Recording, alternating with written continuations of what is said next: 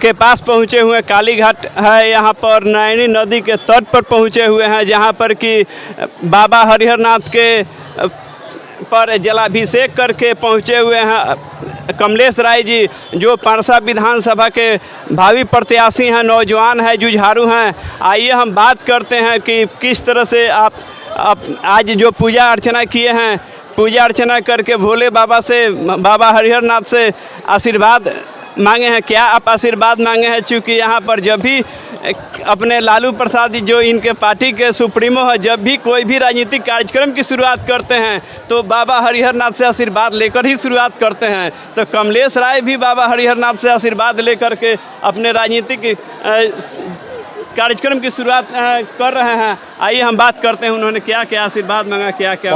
पहले तो आपका हार्दिक अभिनंदन है, स्वागत है।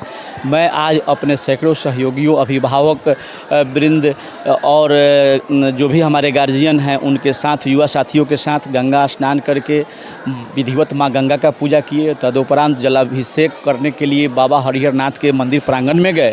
तो जलाभिषेक करके उनसे यही आशीर्वाद मांगे कि समस्त परसा विधानसभा समेत समस्त बिहार वासियों के मंगल सुखमय जीवन की कामना किए और सभी को धन धान्य से बाबा परिपूर्ण करें और सबको स्वास्थ्य लाभ दें और हमारे राष्ट्रीय अध्यक्ष को स्वस्थ रखें, यही प्रार्थना किए।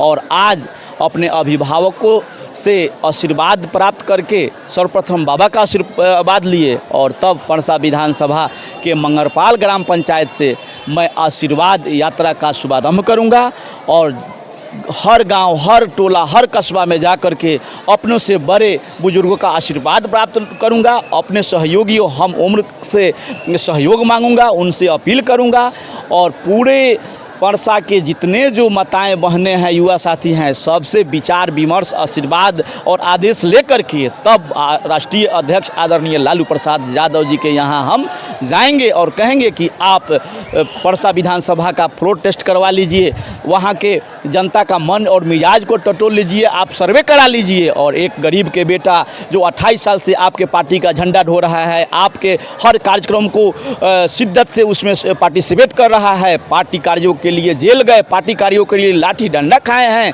तो ईमानदारी से जब हम आपके साथ लगातार हैं तो आप एक गरीब के बेटा को एक मौका दीजिए।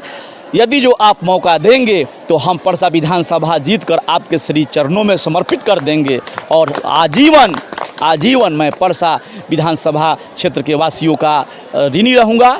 और जब तक हमारे शरीर में प्राण रहेगा, जब तक धमनी में एक भी खून का बूंद रहेगा, कतरा कतरा सेवा में समर्पित कर देंगे। मैं किसी जमींदार घराने का नहीं हूँ, कोई राजनीतिक बड़े घराने का नहीं हूँ, लेकिन ईमानदारी और परिश्रम ही मेरी पूंजी है और मैं सभी के मान सम्मान से कभी समझौता नहीं करूँगा।